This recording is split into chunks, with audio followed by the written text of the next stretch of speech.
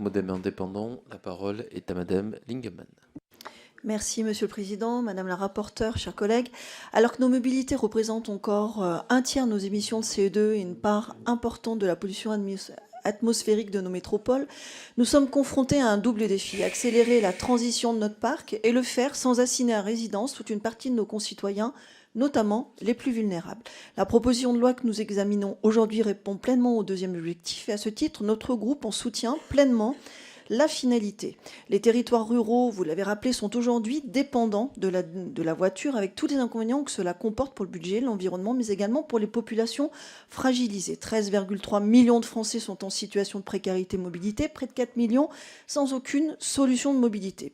Les jeunes et les aînés en sont les premières victimes, avec pour les premiers une égalité des chances remise en question, pour les seconds un isolement accompagné d'un sentiment de déclassement croissant. Alors que la loi LOM fait de la mobilité rurale une de ses priorités, de nouvelles solutions doivent être trouvées et agrégées de façon cohérente. Ce texte comporte certaines avancées en permettant l'allocation à un prix sociable de voitures en bon état qui était destinée à la casse dans le cadre de la prime à la conversion. Il facilitera la mobilité des personnes les plus précaires dans nos territoires ruraux, ce qui est un progrès social. Mais il comporte aussi des interrogations sur la pertinence et la définition du rôle qui pourrait être confié aux AOM, aux structures organisatrices de la mobilité.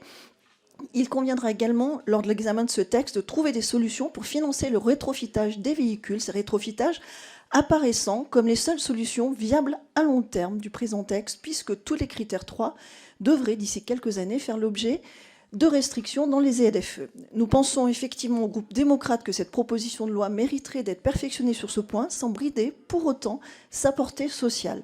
Mon collègue Bruno Millième reviendra sur des pistes d'amélioration. Nous souhaitons donc avoir cette discussion en saluant une nouvelle fois l'esprit général et la volonté exprimée à travers ce texte. Je vous remercie. Merci pour le groupe socialiste et